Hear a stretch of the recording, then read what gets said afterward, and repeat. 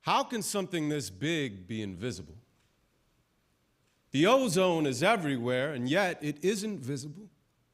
Maybe if we saw it, we would see it's not invincible and have to take responsibility as individuals. How can something this big be invisible? If it's all around us, it should show itself on pure principle. The scientists are claiming that the damage is residual and climate change data is reaching levels that are critical, yet somehow that's political. We argue over math. Our citizens are too cynical to believe in facts. We make excuses and hold on to the recent past. We don't want to sacrifice, so we refuse to ask. I grew up in a city. It's all I ever knew. So even now, I have nothing to compare it to. I have to hit the park to see more than a tree or two. I have to visit nature like it's in a freaking zoo. But California was wild before the parking lots, before the mass malls, before designer shops, before the strip clubs, before the sea change, when mountain lions roam freely over freeways, before the fast food, before the freeze frames. We live around a bunch of dead things these days.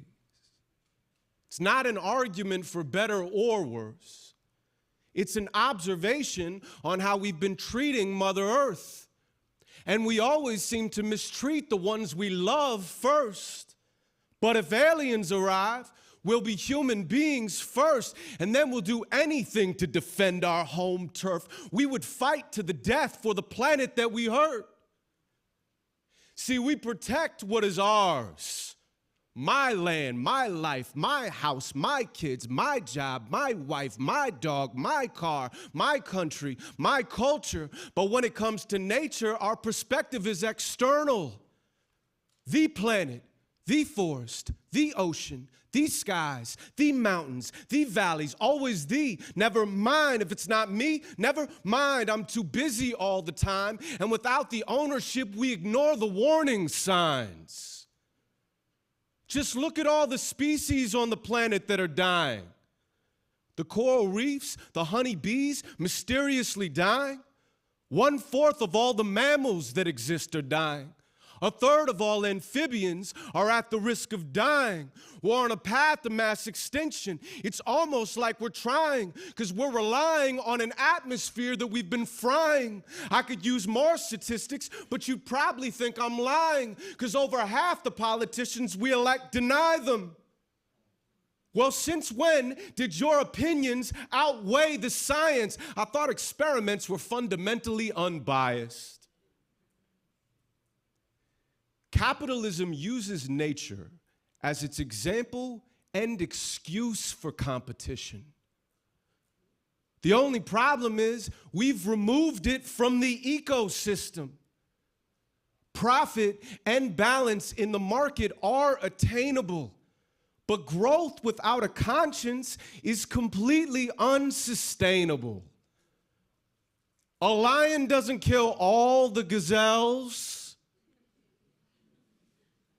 Why do we have to have it all to ourselves? Pretty soon, there'll be nothing left but concrete and cars, and when you see an animal, it'll be like a movie star.